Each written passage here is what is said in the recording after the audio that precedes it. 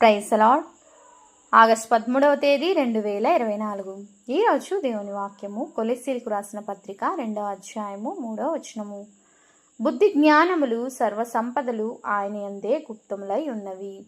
అవును క్రీస్తునందు ప్రియమైన వారలారా, యెహోవా యందు భయభక్తి కలిగి ఉండుటయే తెలివికి మూలము.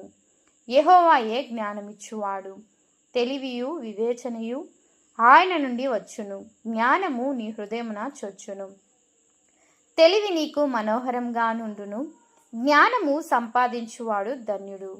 వివేచన కలిగిన నరుడు ధన్యుడు. వెండి సంపాదించుకంటే జ్ఞానమును సంపాదించుట మేలు. అపరంజి సంపాదించుట కంటే జ్ఞానము లాభం పొందుట మేలు. దేవుడు జ్ఞానమిచ్చువాడు. దేవుడు అంటున్నాడు, నా కుమారుడా, నీవు ఆలకించి నా మాటలను గైకొన్న ఎడల నీవు దీర్ఘాయుష్మంతుడగుదువు. జ్ఞాన మార్గమును నేను నీకు బోధించదను. యథార్థ మార్గంలో నేను నిన్ను నడిపించదను. ఈ వాగ్దానం మనందరి జీవితంలో నెరవేరునుగాక. ఆమేన్. ప్రేయర్ టవర్ మినిస్ట్రీస్లో మీ సహోదరి. God bless you all.